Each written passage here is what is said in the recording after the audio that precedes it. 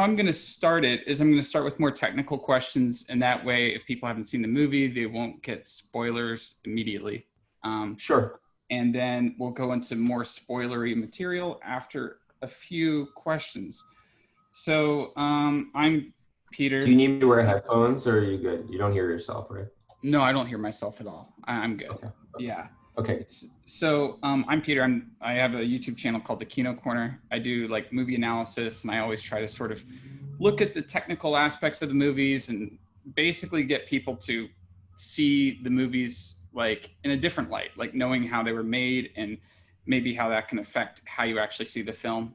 So that's kind of the thing that I do. And so have a lot of technical questions after watching Spree. Sure.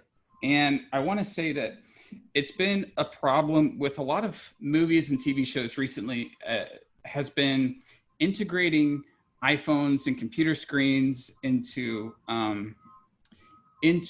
movies. I mean, you have all these different things that people are doing. Like I think in Sherlock, they have like the text pop up on the screen.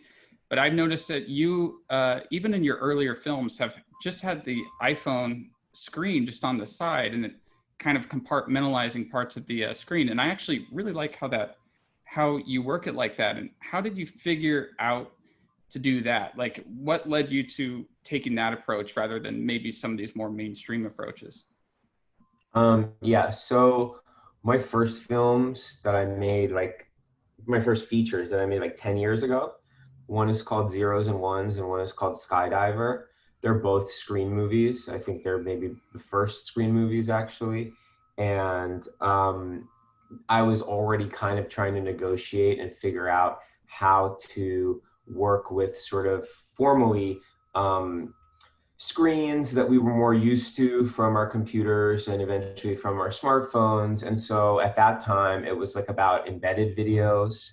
It was about multiple videos on screen at the same time and how you could do different angles simultaneously using the idea of embedding.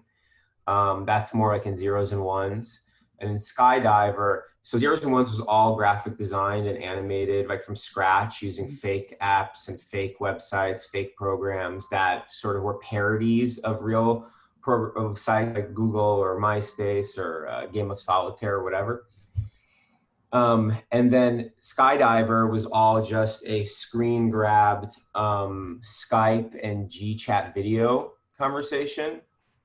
And so when you do things like that, you're actually creating a type of long take cinema, you know, something that feels kind of Wellesian or, you know, like Fassbinder-esque, where you're really holding the like overall mise en scène, but then within it, you're doing sort of this like Renoir thing where you're directing people where to look without cutting. Yeah. And so that was always more interesting to me because it was closer to how we actually use these systems, right? There is no sense of editing on a computer screen or on your phone. I mean, you can go between apps and that's a type of like decision to leave a frame or an app or whatever, but there's no like real montage, right? Yeah. And so in that way, I understood that our viewing experience on these screens is much closer to, you know, directors who use longer takes and don't really overcover. At the same time, when you look at something like now Zoom, but think back to Skype or those videos, you always have your sort of picture in picture. You always have a split screen, whether it's like the one I'm looking at right now is pretty equal between you and I. But in the old days, you know, it would be kind of like maybe like a 90%, 10% thing where, you know, your interlocutor was huge and you were kind of small. And that sort of dual, you know, both images up at the same time. I think we just have been trained the last 20 years to properly be able to process that as viewers. So I just think it's very obvious, why not start incorporating that into how we view narrative things and not just these sort of applications in our lives, you know? Yeah, yeah. I mean, of course. And I like you dropping all the names too. Speaking of a movie that uses very long takes that I watched recently, was Satan Tango. I watched on the Yeah, exactly. So that's actually perfect because right before I made Zeros and Ones, there was a Bellatar retrospective. at the LACMA, back when the museum here in LA used to show good movies or movies at all. And I think that was kind of influential in a way. I think it was definitely on my mind because you have these extremely long takes and you as a viewer have to make decisions on like what to focus on, what to look at. You think about the duration in the space. Yeah, exactly.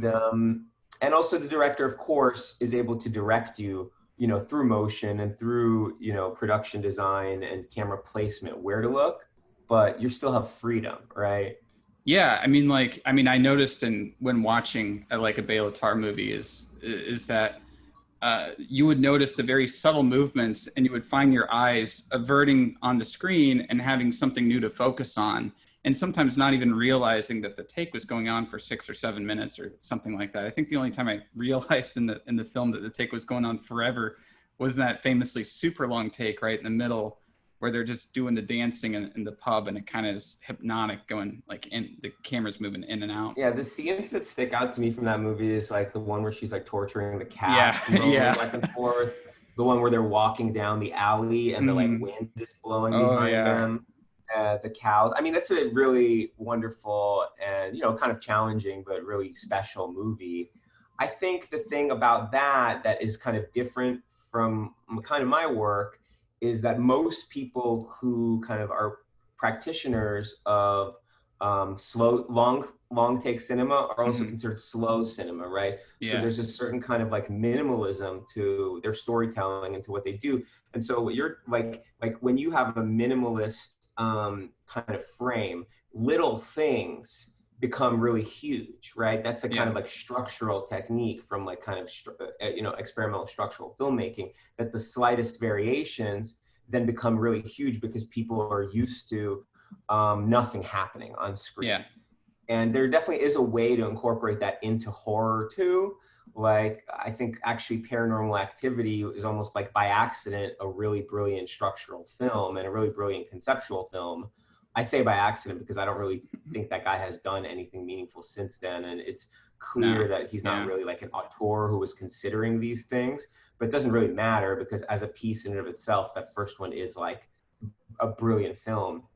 Um, and I'm just not interested in minimalism. I'm kind of like a maximalist. Like, you know, like the filmmakers I like and the sort of stuff I can watch, I can enjoy everything, but just like my, I guess, vibe or my voice is more like, let's put a lot of shit, let's overwhelm people. Let's like make sure they're never bored. Let's like kind of, you know, assault them, because I hmm do think that our kind of mediated virtual lives and our screen lives and stuff are really like exhausting.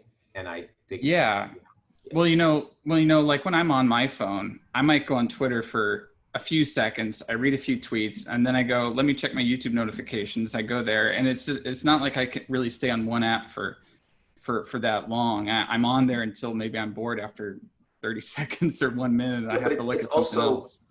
but it's also designed not only to make you do that, but to force you to do that because Yeah, you'll get notifications. So the yeah, whole point of notifications is to just constantly be bombarding you with like, you know, playing into everyone's sort of like natural ADHD yeah. and just constantly, you know, alerting you to something that seems important. Like, but it's not. It's, you know, And I want to go into this. I know this isn't a technical question, but you just sort of made me think about this. And just so you know, my style of interview, I'm from the I like to consider myself from the Herzog style of interview, where it's a conversation and not an interview. I don't like reading off questions. I'd rather, if something is really interesting, just going right into it. sure, what, And yeah.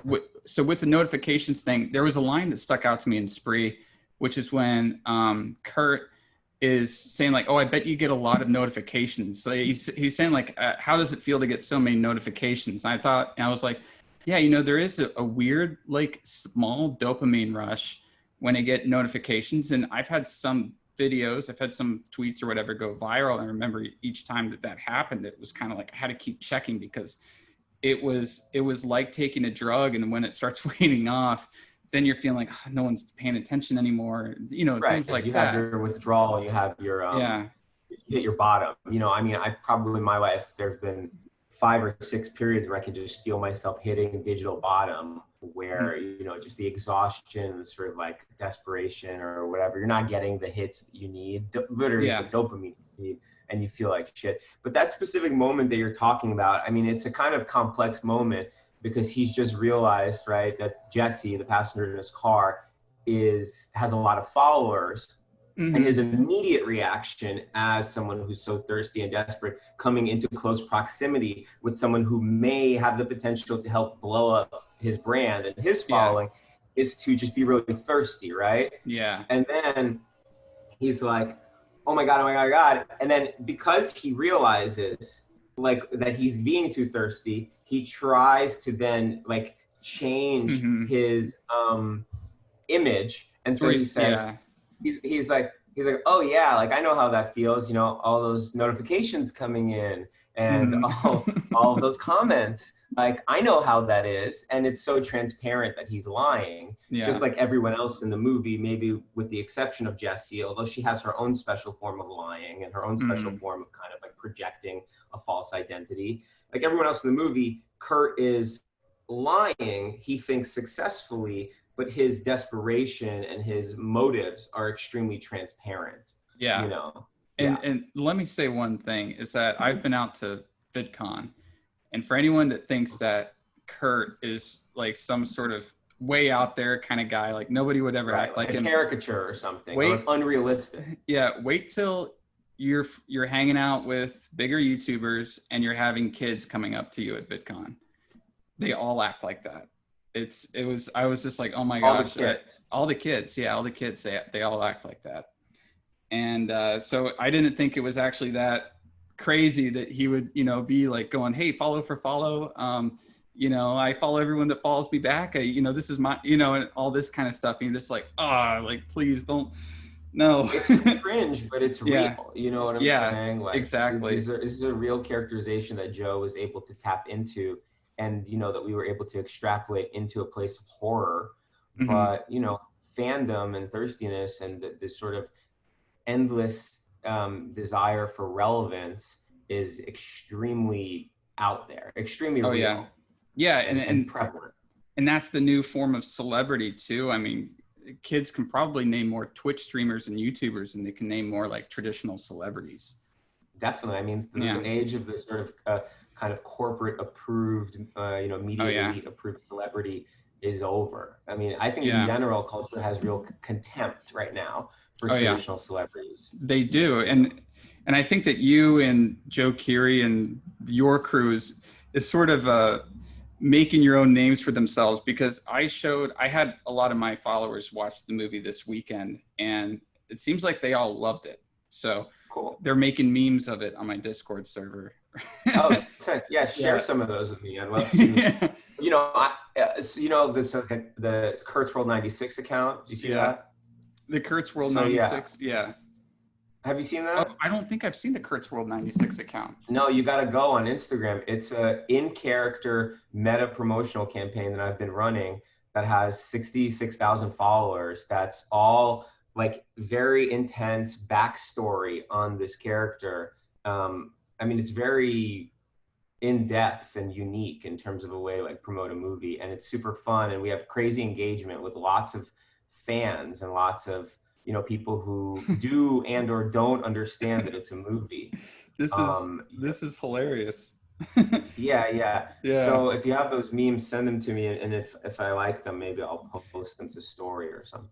Yeah, one of my guys actually just drew some fan art for Spree. I'll shoot that over to you after this. Tell them to go to the Kurt's World 96. It's a little less active now that the movie's out. Yeah. But I think it was, to me, I just imagining myself as a teenager, I was like, I think in a lot of ways this social media campaign might affect a lot of those kids more than the movie. Even though I think they responded really well to the movie, they were so deeply involved in the social media campaign, which, you know, you can't really do that for some random ass film, but for this film, it's almost like we had the moral imperative to market it in this way. Yeah. And I think that, you know, so I've been thinking about this, you know, recently. A lot of movies are getting pushed, you know, because of COVID and because they want to release in theaters, and they want to, you know, I mean, honestly, I think that the problem with a lot of these films is that their budgets are so high, they don't think they can make it back on VOD.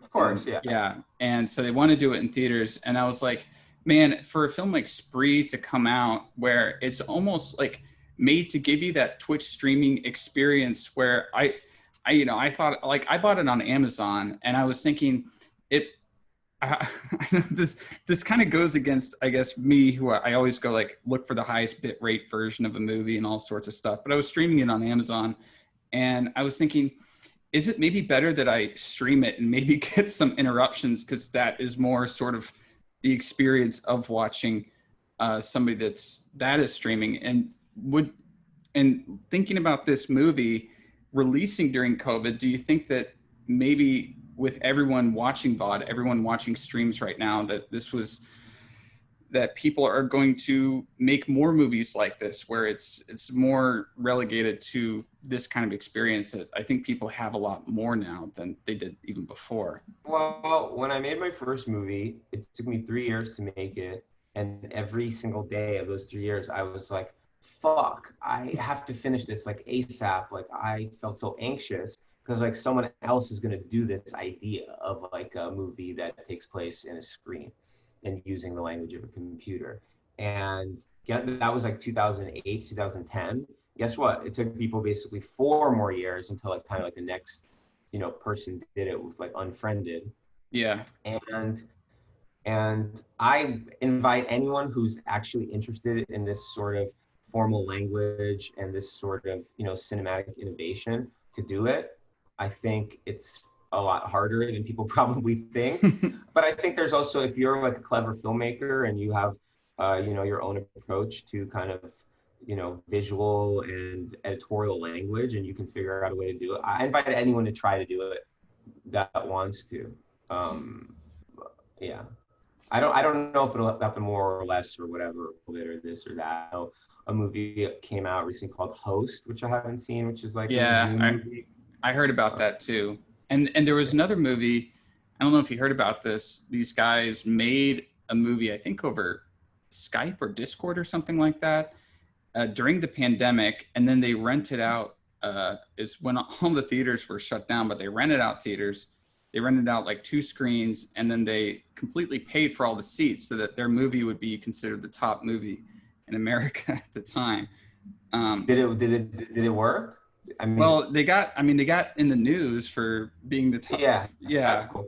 I mean, Spree right now is also playing at like 35 drive-ins. Yeah, and I, do think it's a very good movie to see at a drive-in, because obviously a lot of the story takes place in a car. Yeah. So there's almost like a surreal element, immersive surreal element, watching it from your car into, the sort of diegetic. It's almost diegetic in a way where you're like entering Kurt's car. I grew up, like, I'm in my early mid 30s, so I grew up watching a lot of movies on DVD at home, and downloading movies too. So of course I'm very used to like, having a computer maybe like 3 or 4 feet away from me when I'm watching something. And that's not too different than being, at a theater and you have a huge screen, like in terms of like the proximity to the eye and the overall like ability to see the whole frame. Obviously I would prefer people see my movies in a theater, just because like the communal experience is sort of like, everything's dark, you can't be on your fucking phone, blah, blah.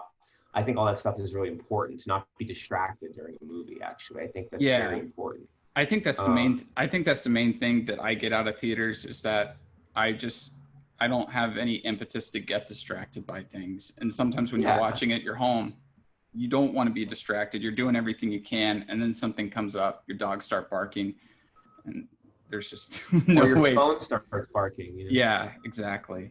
And talking about diegetic, I want to go into this. So there's a lot of diegetic cameras in Spree. I mean, pretty much all the cameras are diegetic. And I was looking up the technical aspects of it. And so you shot it on, let me see, GoPros, iPhones, the Samsung Galaxy. Then you shot it on a couple of Red cameras. And so I had a couple questions about that. Well, the Red cams are also diegetic. The Red cams are only in one scene, which is the Jesse Adams comedy scene. And they're supposed to be from the perspective of the joke bros broadcast, Yes. right? So when you have like a comedy show, you know, they would use something that is sort of like a professional leaning kind of Yeah. camera for their live stream. Yeah. Okay. Well, that answers some questions because I was wondering if you actually shot it on the diegetic cameras. I know that sometimes All diegetic. that's super All cool. diegetic. We Yeah. even bought the real police body cams from like a very Oh, okay. specific site for the police body cam scene. And you know, Bobby the influencer has his body cam, and that's like a Yeah. Sony. That was like kind of retrofitted. That's not like the sort of thing a real streamer would use, but it was a Mhm. 4K cam, so we just kind of retrofitted it to feel natural. But yeah, most of the movie is shot on 8 GoPros in his car, and then his phone, which is like an iPhone, whatever X or something. So that leads to just, I guess, a very technical question, and that is, were there any technical issues with shooting on these different cameras? Because I know a lot of these cameras sometimes shoot on different frame rates, and that can cause issues with audio. Um, Yeah. So I mean, really, the biggest issue is that they're not meant for feature filmmaking, which means that yeah, there's sync issues, and of course, there are issues where they crap out. The technology is not meant to go for, you know, especially with a normal movie, you know, you have shorter takes. With yeah. this film, like I was saying before, built into this style is long takes. So we would drive around sometimes for 15, 20 minutes, and the actors would do the scene, you know, 5, 6, 7 times. And I would, if I could, I'd go for an hour like that and just be done with the scene. Because, you know, actor does a scene 15 times, it's there, Yeah. or the scene's not written well. But the cameras would die after like 15 minutes, the GoPros, because it was too hot, or they would just overheat in the sun, and also just kept Hmm. rolling. So that was its own sort of nightmare, where we had actually 2 sets of GoPros, and we'd swap them out after each kind of long roll take. And then monitoring them is extremely difficult. You have to use, we put a special antenna on top of the, you know, picture car, and then we're in a follow car, but we don't want to ever be in the frame, because you understand these 8 cameras form a 360, almost like panopticon. And Yeah. so everything is like fair game. So if our follow van was in every single fucking, you know, shot, it would be clear that someone's following Kurt around and wants to kill him or whatever, you know? So we had to really strategically realize where we were in the movie and make sure that the van was not in a similar position between each scene. You know, we shot it out of order, so Yeah. we had Of to kind of course. Yeah. think about that. So those are some of, and then monitoring the iPhones is hard too. That technology is pretty weak. So anytime, you know, the actors would be in a different room, I would literally just be hearing what they were saying. And then I'd watch back the takes, because they were operating the cameras Yeah. oftentimes themselves. The iPhones, the actors were Joe and Sashir, and they're really good at it. Joe especially got some really beautiful shots. Like, I don't know if you remember the shot at the taco truck where he's in line with the Oh girl yeah. Daisy. He zooms in towards the end of their conversation. He zooms in on like this sort of like a fractured reflection of himself in like the Oh yeah. metal of the taco truck. Yeah. That And was a like, great shot. that Yeah. looked really good. Yeah. Yeah. Yeah. Or when he's out of the shower at Bobby's, and he kind of looks, he sees himself reflected in that weird like mic like zoomed in mirror, and his face goes upside down, because we were using the side of the mirror that like you're not supposed to get Hmm. far away. You have to be really close for to be right side up.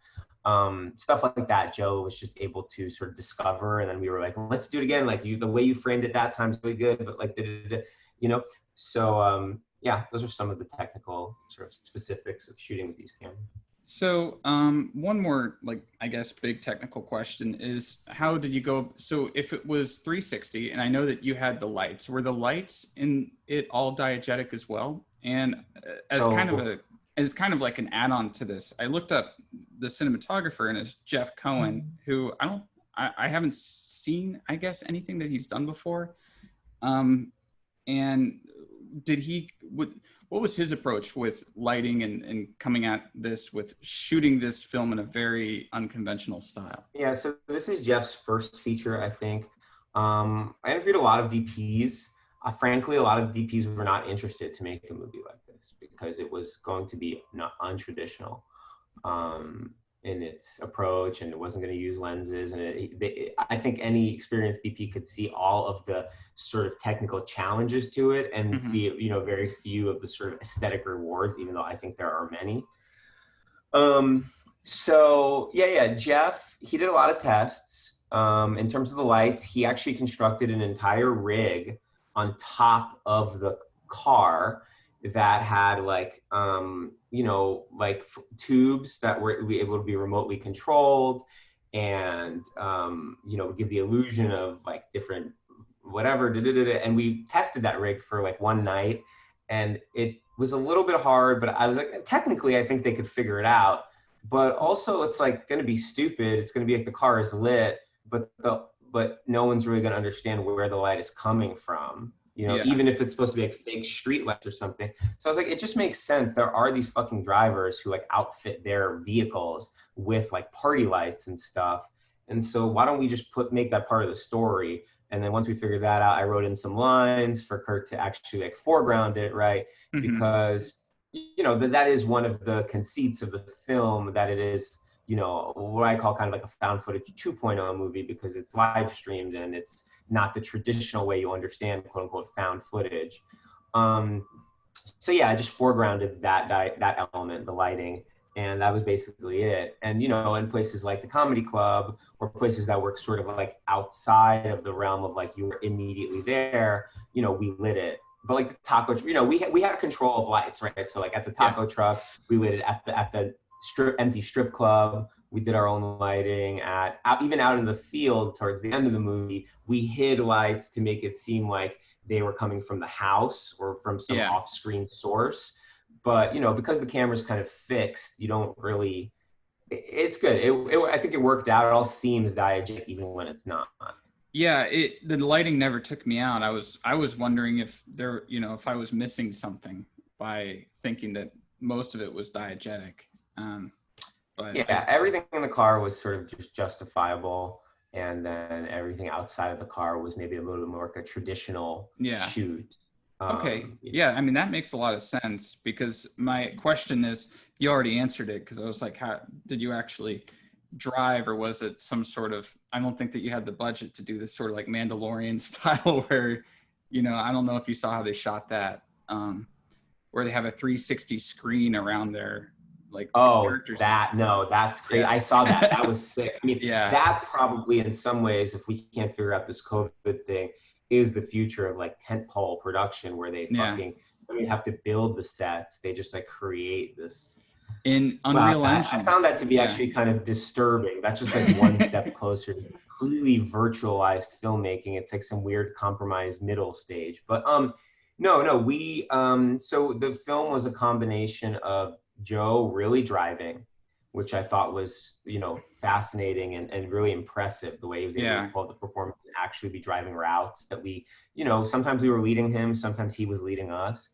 And then there were a few scenes where there was like a tow, like a traditional trailer tow, for some more complicated scenes, like where he has to get on the freeway with the Jesse and Mario characters, where it's really like a lot of dialogue and a lot of kind of choreography in terms of Joe's performance. We just knew that, we'd want a trailer. And then there's some scenes like the freeway, not to give too much away, but the scene on the freeway where it's a combination of stunt driver, trailer, like I was talking about, and then something called a biscuit rig, which is you have Joe in the car, but then there's like another person like driving like this other, actually driving it for him, and doing all the stunts and stuff. Yeah. So, but that was expensive, so we had to use that really wisely. And yeah. And was this the first movie that you've made that has had stunts like this? Yes, for sure. I mean, this is it's still a really small budget, but it's like more than 10 times the budget of my other movies. So. Yeah, because I rewatched Wobble Palace the other day, and I was like, man, Spree actually, like, it feels like Spree had a much bigger budget just because of the stunts. I mean, the stunts alone. For sure. Yeah. I mean, I think we probably did this, the way we did this movie, if you did it with like a Hollywood studio and not independently and whatever, it would have cost at least 3, probably 6 times more than what we did it for. So when I tell industry people how much we made it for, they're extremely like shocked. But at the same time, it's still, like I'm saying, magnitudes more budget than my other films, which are, Mm-hmm. you know, like made for very little. And Yeah. Yeah. I mean, and that's sort of, I think that a lot of young filmmakers get into the game thinking that they're, you know, I've had some people, I'm coming out with my first feature next month. Cool, congrats. Yeah, and I've had some people thinking that they can get $1 million for their first feature, and I'm just like, no, man, like you scrounge together like whatever money you got, you kind of make it on that. Yeah, that's You exactly know, right. I think there's a few different routes that people take. I've never been one to think like, oh, I'm going to make a short that's going to impress the industry and then, you know, try to raise money on the strength of that short and a script, because I'm just like, I just want to tell a fucking story. And I yeah, feel like I have a lot of stories to tell, and hopefully I can make it entertaining and funny and exciting for people. And I'm just going to tell it, because you can't wait around for people to give you permission, right? Like, so this is like my fifth or sixth movie, depending on how you count them. And like, you know, if you have a phone and you have people that you think are interesting and cool, and you can, you know, as performers and can use them, and you know how to edit, like yeah, you can make a movie. yeah, And you just, if you can be smart about your resources or lack thereof, maybe that movie could even turn out interesting and unique and good.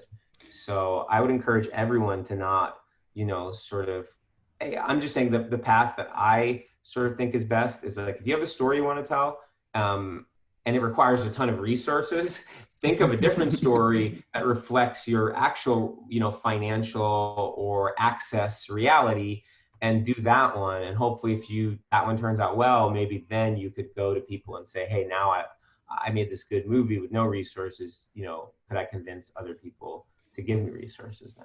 yeah. And I take that approach to writing stuff anyways, is I write like what I call like a dream script, which is like somewhere down the line, maybe I'll have enough money, I can give this to somebody. And then I write the realistic stuff.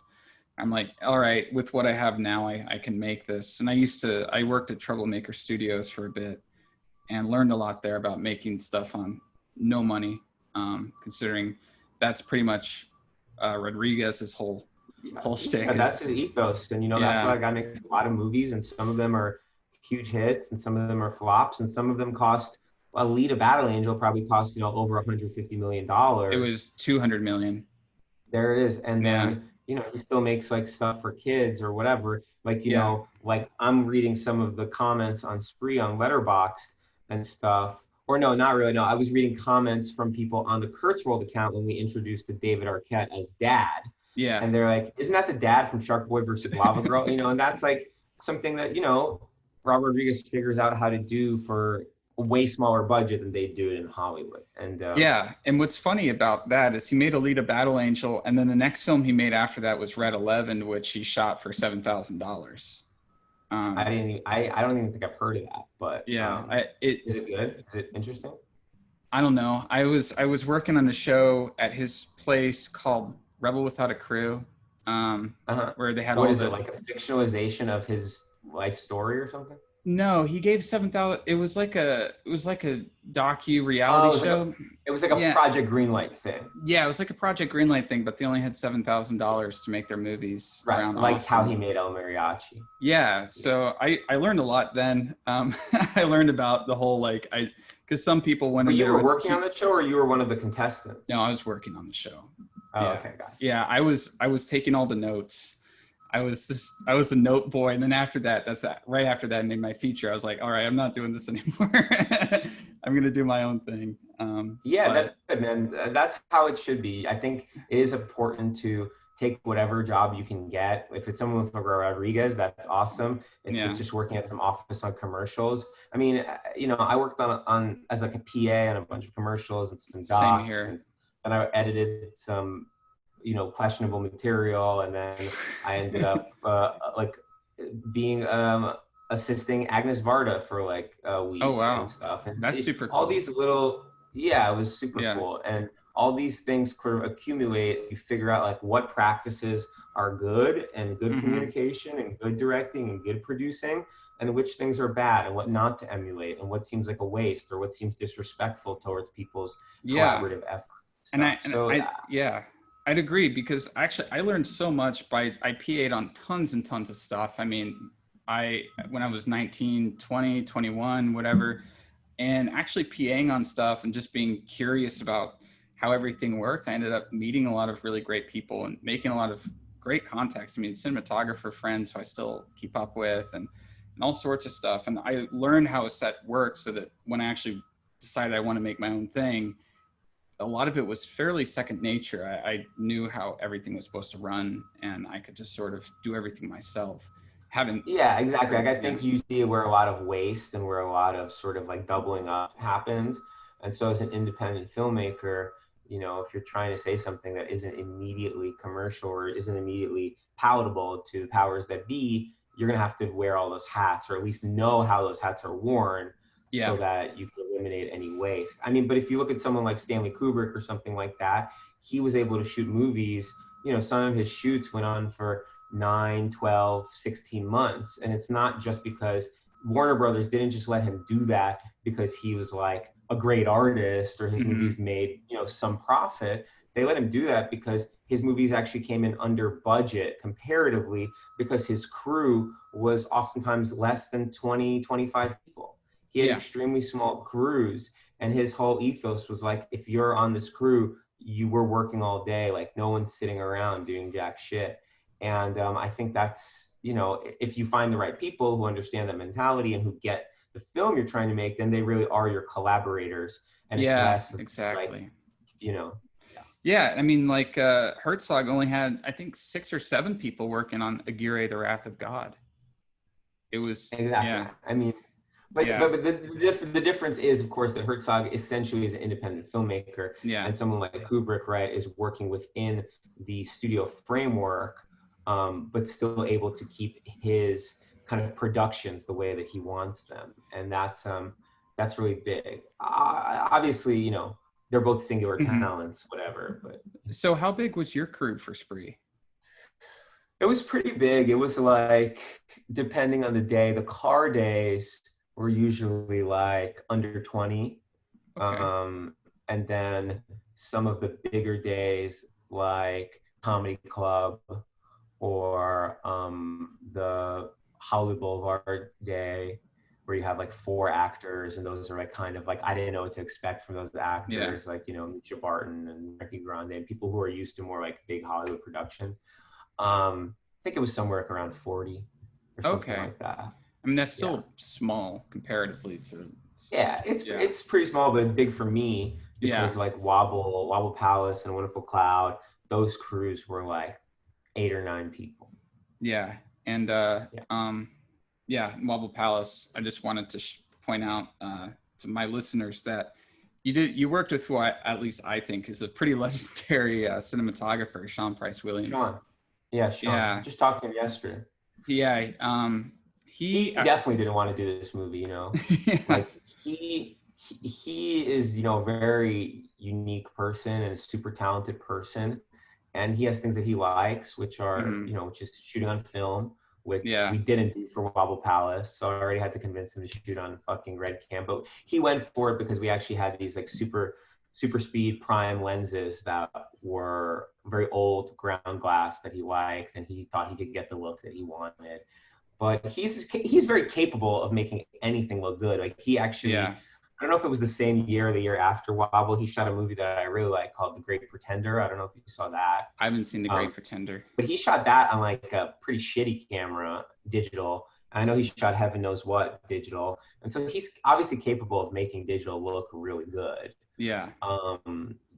And I think, you know, it would have been interesting to work with him on Spree, but Spree had needed so much technical innovation to make it even just functional. Yeah. And those are sort of headaches he's very uninterested in, and I think he knew that. But I'm sure I'll work with him again. He's a lovely guy, and I don't want to say a lovely guy, but a really, you know, unique and brilliant person. Yeah, his old roommate worked on my movie. Cool. Scott, he helped me a lot in post-production because he runs Color Lab up in Rockville. I shoot on 16.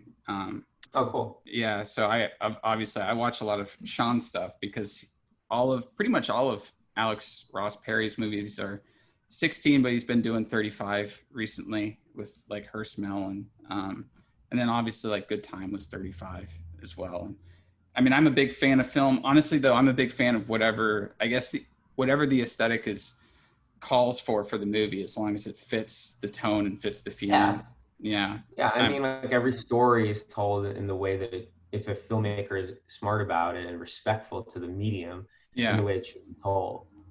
Yeah, So, exactly. So anyways, now I guess we'll get more into like less technical stuff and more just, talking. So I posed this to some of my Discord people, and I didn't know.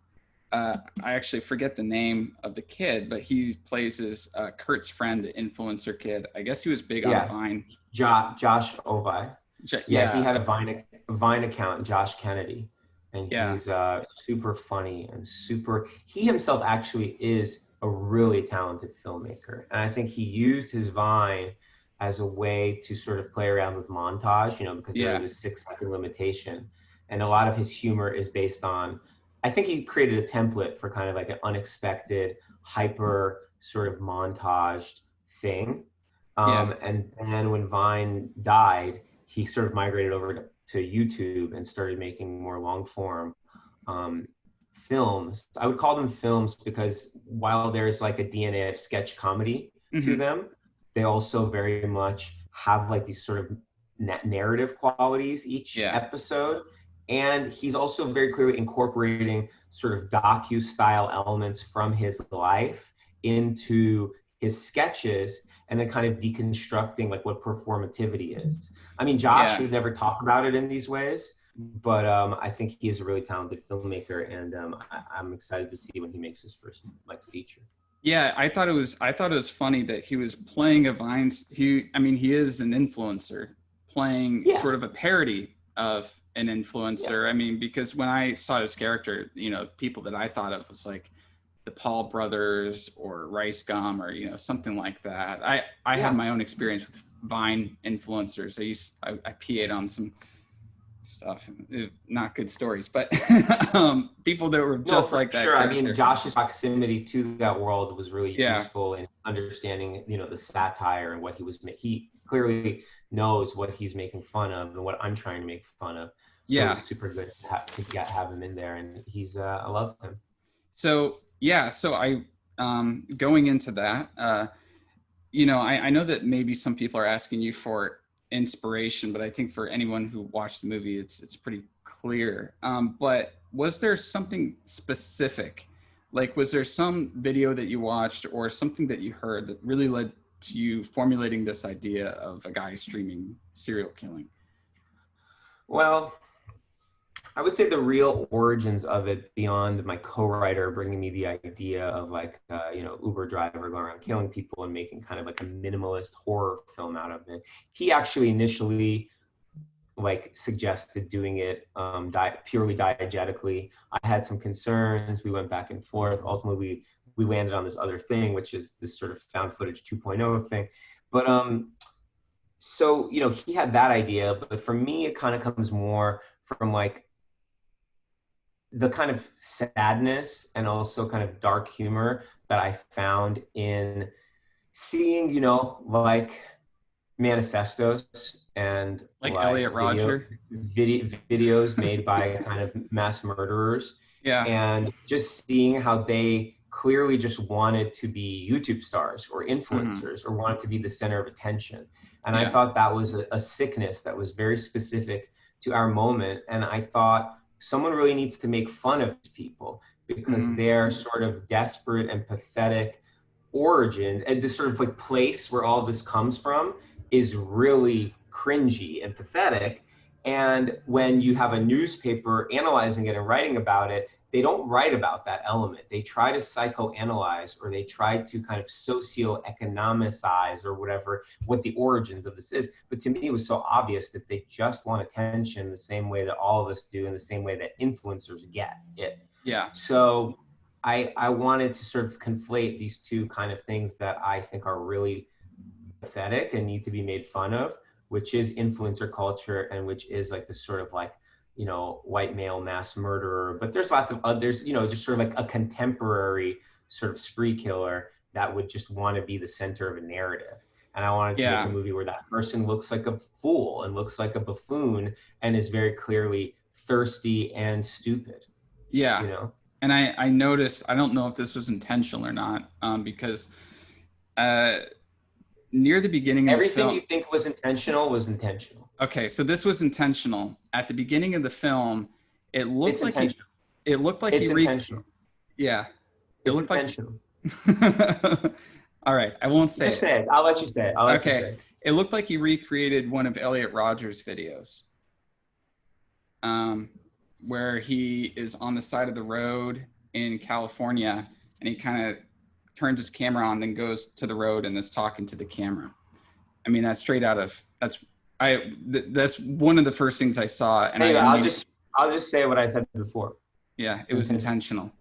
Yeah, I and mean, look, okay, let's really get into it, you know, because whatever, this isn't Entertainment Weekly or wherever. yeah, Um, that video has a very specific moment that you're talking about, mm-hmm. where he's, you know, kind of showing off his sunglasses, and he's in the middle Yeah, about to bragging, having these Gucci sunglasses, and a car interrupts him, and so he pauses, and then he goes back to just sort of bragging about his sort of like materialist like wealth and how it should be getting him love and da da da da da. yeah, And I just thought that was so funny how he like paused. And so yeah, we went with Joe, and I said, like, you know, like, let's be here, because that was actually after the shoot. That was just a kind of guerrilla thing that Joe and I and like a few of my friends went out. And Joe is a great actor, and he's oh just yeah, so game. I mean, anyone who watches this movie, even if, you know, there are people out there who don't get the movie and they don't like the movie, but they still have to concede how good Joe is. And yeah, we just went out there, and I said, look, at some point there's going to be like the perfect kind of configuration of cars driving by, and mm-hmm. we just need to milk this as like a comedy moment, because there's something so silly about someone making like their anime villain declaration. Although we Yeah, eventually had him almost like the apology, which is another kind of trope of yeah, wannabe influencers, the apology video. And so, yeah, and it just worked out perfectly. Like, we didn't obviously stage those three cars driving by, but the timing is just pure screwball comedy. And yeah, I think that's actually one of my favorite moments in the film, because it encapsulates everything that I'm trying to do, which is lampoon these, you know, delusional, egomaniacal, like self-styled villains of, you mm-hmm. know, shooterdom, and also just show how stupid like these sort of confessional, fake diaristic, fake, almost sensational videos made by influencers are to garner like likes and stuff, you know? Yeah, and I mean, like just like you said, on one side you have the Elliot Rodgers who called themselves a supreme gentleman, and you know all these like just really strange things. I don't know if you knew of a YouTuber called Mumpky Jones that made a career making fun of him until he got kicked off of YouTube. No, I don't know that guy, but Yes, I'll say this: all of those, you know, if you look at you know the most notable kind of tragedies and sort mm-hmm. of people who committed them, they're all kind of driven by different ideologies. Some are Yeah, completely inscrutable, like the Las Vegas shooter, and yeah, some are more explicit, like Elliot Rodger, or mm-hmm. like, you know, Or the Dylan Roof. Virginia Tech or Dylan Roof or Yeah, whatever. They have, you know, they're very specific ideological thing. And for me, it's actually really important that Kurt is almost like an umbrella for like, yeah, because the one thing uniting all of them is that they're so desperate for attention. And the ideology is not actually, they don't even get it. The ideology for them is just a vehicle to rationalize the fact that they want love. You see, yeah. they use that as a sort of script to justify for them why they actually are committing these horrible atrocities, which is they want attention. You know? Yeah, and So, it makes sense for Kurt when you look at his family. I mean, his dad is a heroin addict, and you know he calls his mom a starfucker. I mean, he obviously doesn't like his mom at all. I mean, she's his first, spoiler alert, she's his first victim, and you know he's from this broken family that I guess is looking for love and acceptance elsewhere, and it just doesn't come, and he kind of hates the world for it. You know. I don't think Kurt ever explicitly hates the world. I wanted Yeah. to keep all of that stuff very open-ended. I mean, Yeah. Kurt, his ethos whatever's buried underneath, Hmm. his surface level ethos is help, Hmm. share, you know, Yeah. he's making a tutorial to help people. He's trying to share his insight and knowledge and tips and tricks and trivia and all this bullshit. So Kurt, I think, you know, we put the markers of this type of person, but I think Yeah. we were trying to offer a psychology that was really encapsulating the hidden, the buried psychology of all of the like kind of worst acts that the movie references, which is just this thirst for attention and consequently like meaningfulness that, you know, these people find in attention. Yeah, and I think that I want to bring up one more thing that I think that the movie lampoons, and I was having a good time just reading the chat, and how in this sort of in this age there is this weird parasocial relationship between the viewers and the streamer, and how the chat actually through a lot of it doesn't even think that what he's doing is real. You Hmm. immediately think that what you see on the internet now is fake. So people are egging him on to do. I mean, it starts with starts with his friend who is egging him on to do crazier and crazier things. But then once the chat gets in there, they're making fun of him. They're saying that but then they're like, oh yeah, you should kill her, and and things like that. And I think that uh, I thought that was very when I was reading the chat, and especially the ending montage, that when it goes to like Reddit and 4chan, I was like, this is exactly what the internet is like. And most movies get it completely wrong. Did you do a lot of research into these sites or into Twitch streams or things like that? Or are you just naturally just sort of, is that a part of your life? What combination? I'm glad that you thought it was good. I think it's pretty accurate too. Um, when I was writing all the comments and stuff, generally I would have Twitch open up because you have to imagine this exercise, right? Or this Mm-hmm. creativity, quote unquote. I would try to be 7,000 different people over the course of Yeah. writing these things, right? And obviously a lot of people copy pasta and Oh whatever, yeah. but you know, you want to offer on screen at any given moment a few different perspectives and how people realistically react to what's going on screen. Um, Honestly, to me, one of the more interesting parts of that is not just kind of nailing the accuracy of kind of chat, Yeah. you know, energy.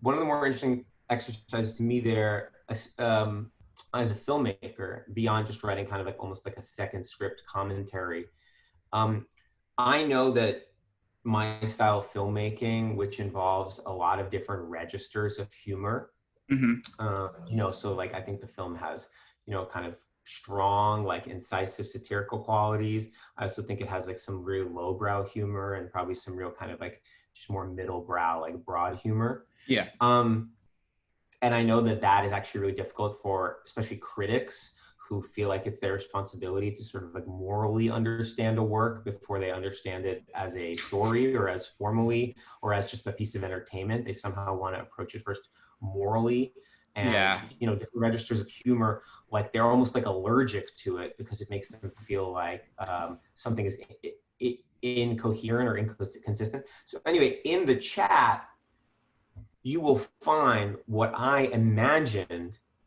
viewer skepticism and critical skepticism would be of Kurt Kunkel, Jesse Adams, Chris Kunkel, the dad, in Yeah. terms of criticism of the performances of David Arquette, Sashir Zameda, Joe Keery, all performances that they, in my opinion, delivered exactly how I wanted. You know, these Yeah. are extremely talented and strong performers, and I have calibrated them towards a brand of humor that I find entertaining and appealing. And I Mm-hmm. know that people will say, like, it's all very intentional how woke and ostensibly unfunny Jesse Adams stand-up act is, you know? Yeah. And so if you watch the comments for that, you will have a mix of people celebrating her sort of confessional, you know, like anti-comedy comedy style and her kind of, you know, wokeness and call out stuff. And then you have a bunch of people trashing it, you Yeah. know, because that is how I know people will react. And so already,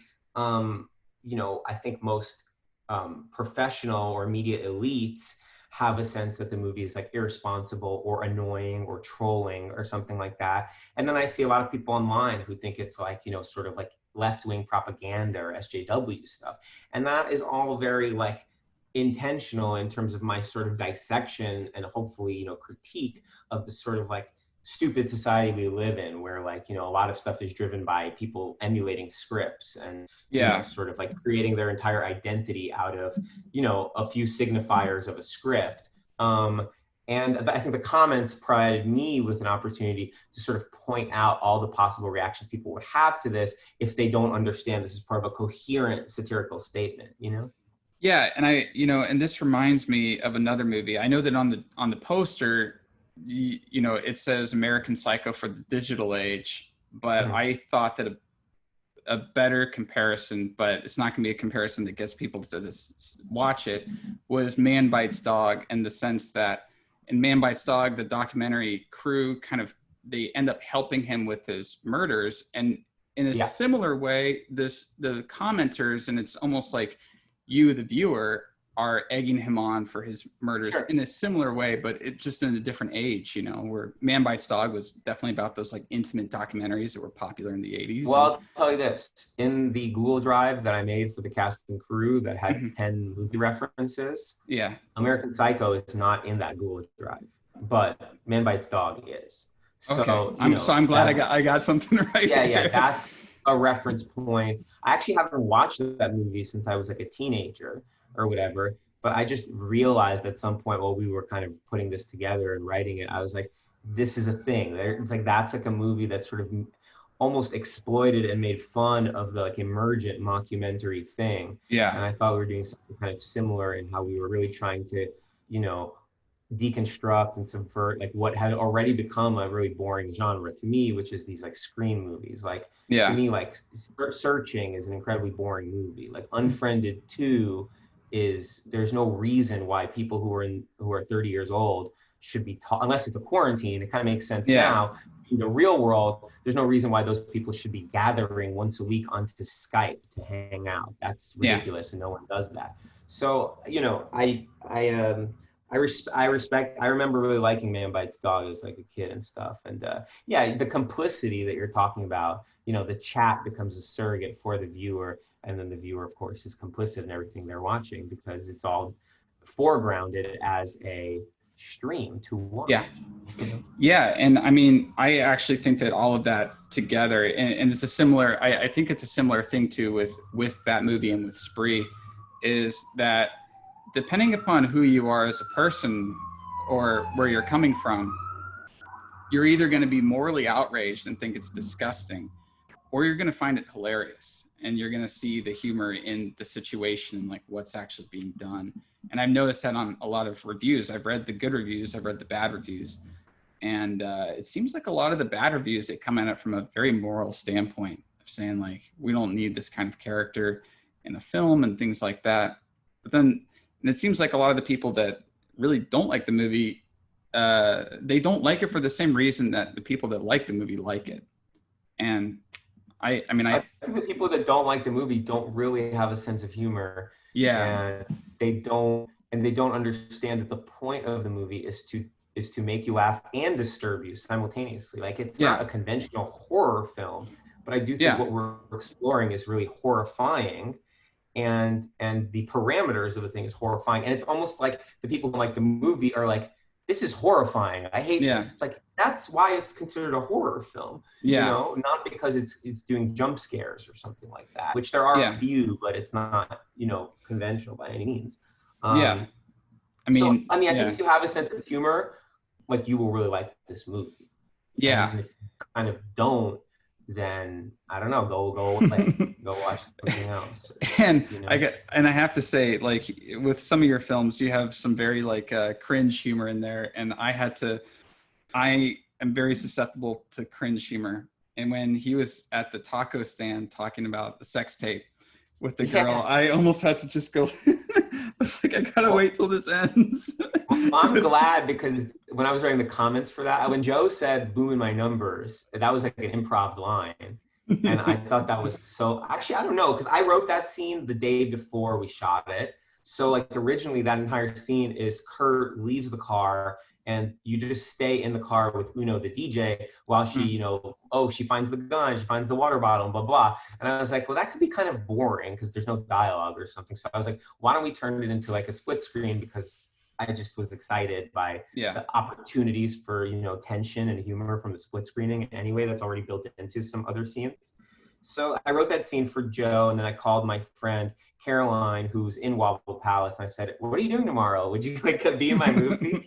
and I think it was like 5 pages, and they memorized it all, and they're both really good, and they did some improv. And so anyway, I don't know if it's scripted or improv, but Joe, when he says, when I post a sex tape, it gives me a real big boom in my numbers. When I was writing the comments, I was like, well, what if that became a thing? Because when someone does something cringe on Twitch or whatever, the fans like kind of turn it into a catchphrase and call it back like, weeks later.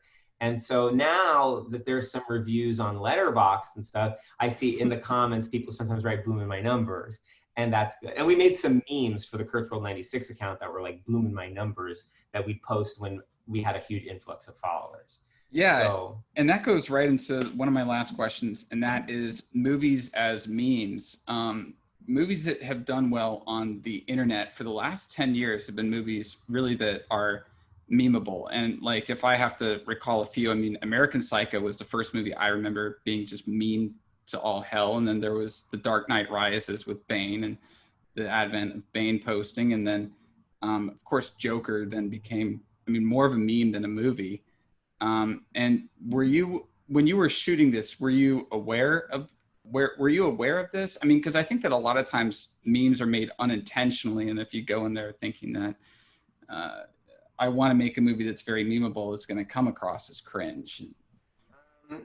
I wasn't thinking that way. Like I said, like I just think about a movie as its own thing. However, built into this movie is the idea of like, you need to have what the fuck moments.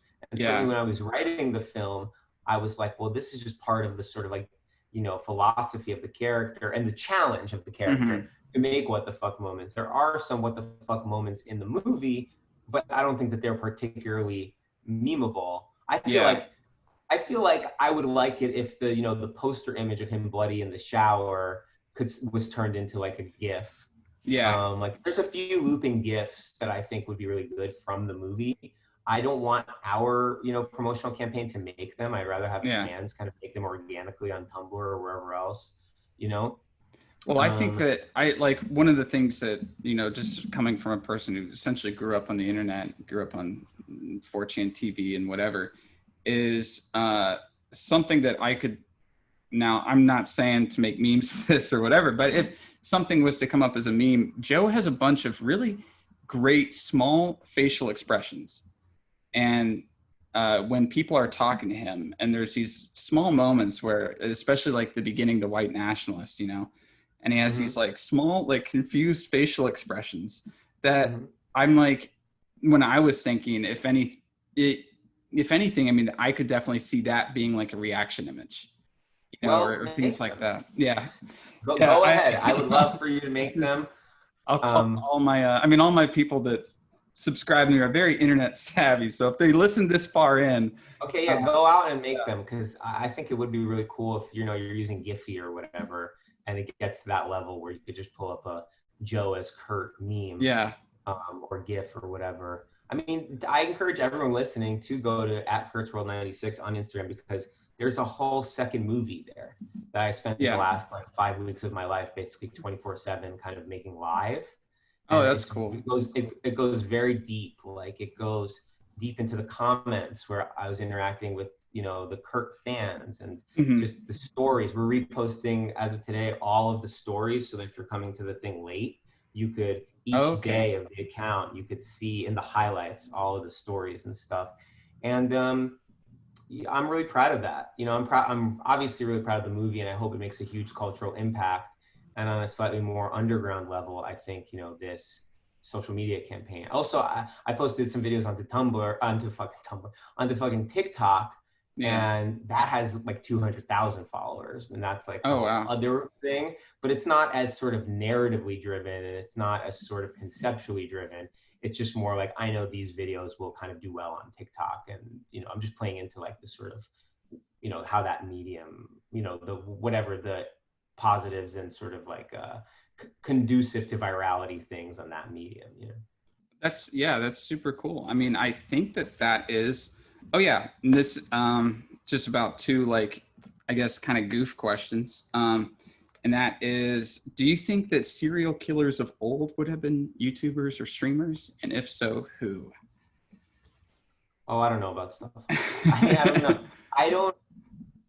I think basically there are obviously some I'm not like some super specialist who watches like forensic files all the time. I'm not either. But I think clearly there are some serial killers who got off on the sort of cat and mouse game of attention and baiting the cops and the press and stuff.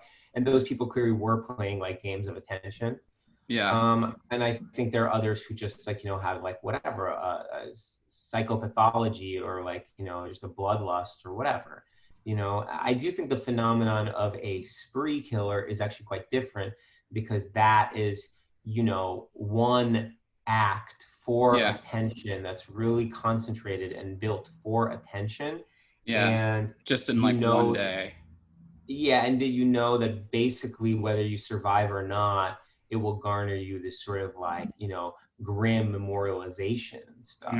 And that is what I was sort of felt is so very much aligned with attention economy and influencer culture, and what I was really trying to like make fun of and say like, you are stupid. For anyone who does this is stupid, whether it works or not. Yeah, I mean, it's incredibly stupid. And I mean, but a lot of the people in the whole influencer culture are stupid. I loved how 100%. Yeah, I loved how when you had that skit in there where he's given, you know, the homeless hero. Yeah. And it's so obviously fake. I mean, it's so obviously they're all actors. But only like somebody who's a kid or somebody who's completely naive would think that it's real.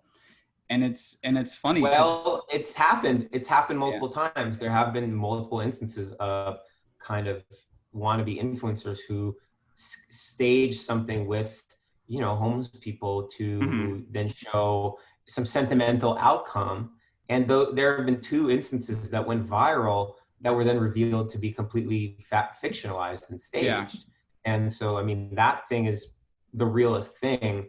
And of course, you know, perfect to make fun of. Yeah, and the fact that he like comes up at the end and with this hoodie. Yeah, and he's like, make a difference by hitting the like and subscribe button. Like, you can make a difference in your community too.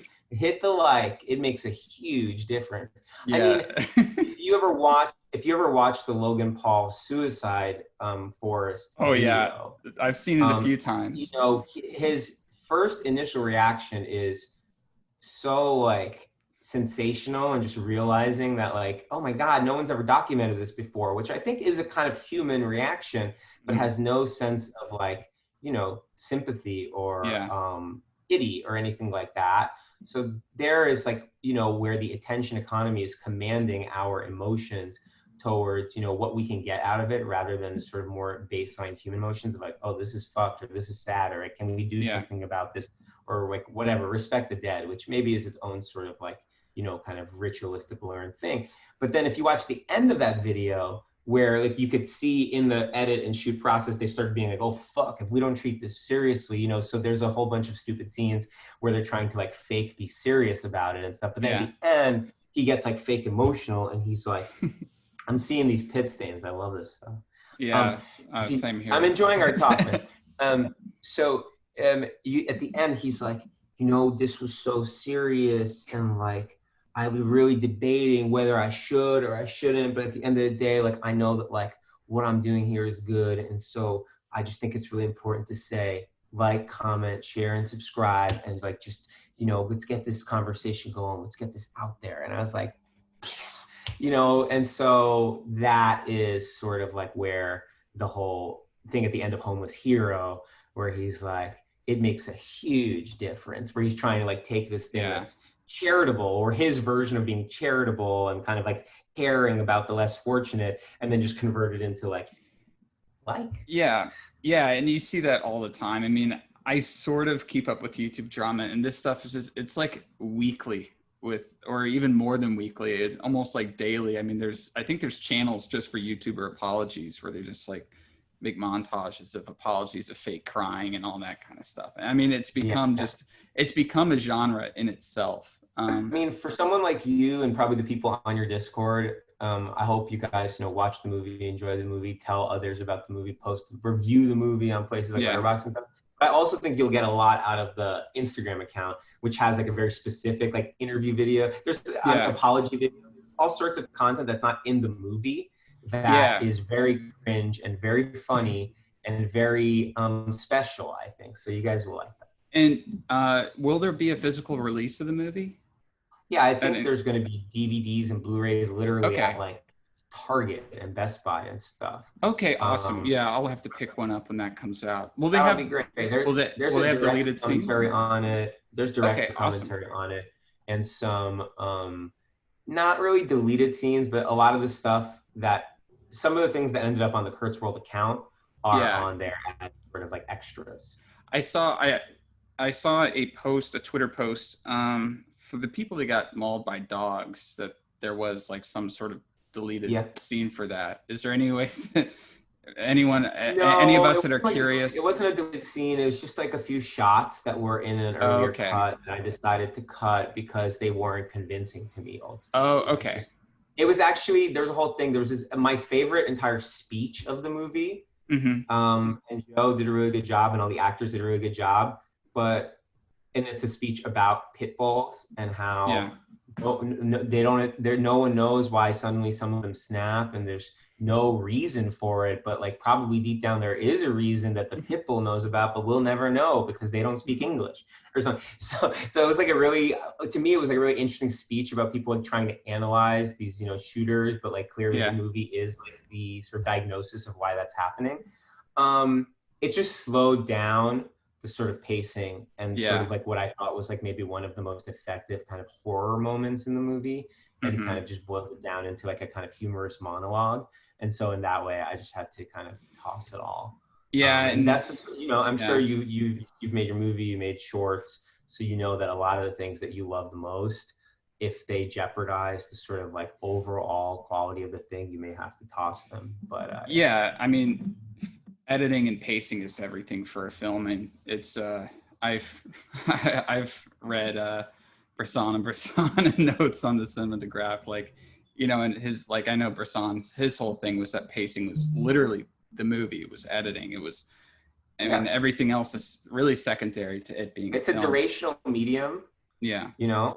And so you have to take your viewer into account, whether you're making Satan Tango or whether you're making, I don't know, Spree, I guess, where I'm obviously thinking about the pacing and the viewers and their kind of journey, and if you're not considering that, then you're just like a different type of filmmaker. I don't know, you're probably not a filmmaker, honestly. Like, you're probably an artist, which is fine too, but you're not a filmmaker. So the last question, the final question here is, what are some film recommendations that you would have for viewers, and whether or not they're related to Spree or not? I know we've probably all been watching a lot of movies in quarantine, and I've seen a lot of movies I will say some movies that are kind of related to Spree. Okay. The one movie that I found really inspiring and really good is a Jafar Panahi movie called Taxi Tehran. Yeah, I thought of that movie when watching it, actually. I like that film a lot. I like it too, and it's super inventive, and there's a lot of different layers of truth and reality and a lot of creativity, to filmmaking style. Another movie that I appreciate the satire of, that's kind of under the radar, now Taxi Tehran was on my kind of Google Drive that I was talking about. I mean, some other movies that are on that Google Drive that are very instructive are like, King of Comedy, and Network and stuff, and Henry, Portrait of a Serial Killer, which is such a comedic and disturbing film. But there's like a movie maybe a lot of people haven't seen called Coming Apart, which is a movie from the late 60s starring Rip Torn, where he plays a psychiatrist who sets up these hidden cameras in his apartment and then basically tries to like sexually manipulate and exploit his patients. Huh. And you see it all through a very committed, like diegetic camera style. So there's stuff like that. I was going to say a movie that's not in the Google Drive, but that I thought about a little bit when I was writing is called Four Lions. Have you ever seen that? I've heard of it, but I haven't seen it. It's a British film from maybe 10 years ago by Chris Morris that is basically about four bumbling, guys who decide to join like a Islamic terrorist group. And so they go into they really want to get into it, and they will go through the training, and it's just extremely funny because they're bumbling fools. Yeah. And I just like that energy, that approach to kind of like taking down something which was so extreme and so, like serious and self-serious, and does so much carnage, in our world. So that was a little bit on my mind. And then, it's sort of a kind of like, not to get too highfalutin, but like, I do think about like my favorite types of like Stanley Kubrick films, right? Like Dr. Strangelove, like A Clockwork Orange, which are extremely provocative and asking really serious existential questions. I mean, to make a movie I think Clockwork Orange is an extremely funny movie. To make a movie like Dr. Strangelove, which basically says at any day, in that time period, and even now, but it's less in the front of our minds, a bomb could drop and we could all be destroyed. There could be a nuclear holocaust. And to look that in the face and make fun of it is really powerful. It is the purpose of art in a way, and satire, to take the things that we all give us nightmares and make fun of it. And so I wanted the film to do something like that, Well, yeah, and I'd say it did. I was... Yeah, in terms of Rex, like watch those random movies like Coming Apart or Taxi Tehran or, A Face in the Crowd is a kind of criminally underseen movie by Ilya Kazan. That comes on the Criterion channel every now and then too. People should see A Face in the Crowd. I mean, that's a really fun and vicious critique of celebrity in, the 1950s and the kind of emergent viral celebrity, and I could talk about movies forever, Like I saw an Australian movie yesterday called Don's Party, which was almost like one of my favorite movies is Shampoo, which I feel is such a great update. What'd you say? I said the Hal Ashby movie, right? Yeah, the Hal Ashby movie, where it's a great film. Great updating of sort of the screwball comedy as a critique of mores, but also this super strong critique of like sort of like a politicized moment in the late 60s that actually was very vapid, and it was like completely like just all about like sex and partying, but presented as like meaningful and made from the perspective of a kind of fallout after all of that sort of tank. So Don's Party is a very similar thing. It's an Australian movie that all takes place during this broadcast election where the government is finally going to shift, that everyone thinks, from conservative to liberal or to progressive. And all of these people who just present themselves as political beings are all just extremely horny, selfish, like kind of like disgusting people, and who want to define themselves by their politics, but in fact clearly define themselves by just their own sort of misogyny and greed and selfishness and stuff. And it was just really fun to was that on the Australian New Wave stuff? It's on the Australian New Wave thing. Oh, and then I was going after there's a few movies in there, including, I don't know, they actually don't have a movie called Smash Palace, which I think is a New Zealand movie, but that was like a little bit of a jumping off point for Wobble Palace. Okay. Yeah, I've been going through those Australian New Wave stuff. I've been trying to watch all those older Peter Weir movies, and I think I'm gonna watch Breaker.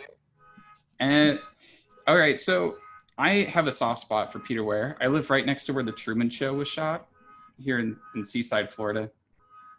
And I personally I really did like his film. I really liked Gallipoli, especially the last 10 minutes. It's a pretty good war movie, and it has some really cool shots. Like that movie has some really cool shots.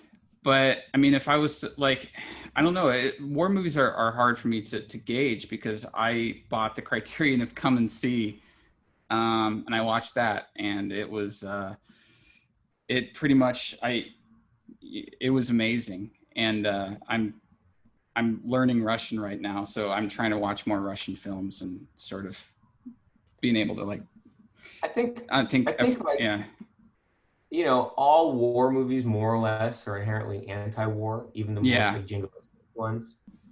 I'd say a great war movie to watch is the Paul Verhoeven movie Soldier of Orange. It's okay, not explicitly a war movie. It's about like, the underground movement, yeah, rebellion in the Netherlands during World War II, and it's about like the ineptitude of mm-hmm. heroism. It's about valorizing people that don't deserve it, Yeah, and sort of like stumbling into heroism, which I think is a really underexplored thing. And there's a similar POW movie by Renoir called The Elusive Corporal, which is one of his last films. And it too takes certain ideas and themes that I think he treated a little more seriously in a movie like whatever, Grand Illusion. Yeah. And really lampoons the sort of folly of heroism and like the sort of like weakness of man and stuff. Yeah, and in similar vein as Army of Shadows, the Melville movie, where but that's a very serious movie. It is a very serious film. Are almost like satirical in nature, and I find that to be a really strong tool. But I love Melville. I mean, I saw Deuxième Souffle like a few weeks ago, and I thought it was really strong. And he's obviously I love the visuals in his movies. He is I mean, I've seen most of his movies. I'm a huge fan of Melville. Okay, you know what? We can talk all day. We can do it forever. Hey man, great talking to you. Thank you, Eugene. I'm going to try to say your last name, Kotlyarenko. Thank you for coming on and talking about Spree. That was fun. And if you are interested in watching it, it is available on VOD, on iTunes and Amazon, and anywhere else. And it's playing at 35 drive-ins around the country. People can go to freefilm.com and it'll tell them where they can rent it or where they can go see it near them. All right. Now's the time while it's, fresh. Yeah. Well, exactly. Fucking tell people about it. Make memes of it and share it around. And don't forget to check out Kurt's World 96 on Instagram. Yeah. Don't forget to check it out and follow and comment. All righty. Well, thank you, Eugene. And hopefully we'll talk again another time. Sure, man. This was fun. I'm glad to do it.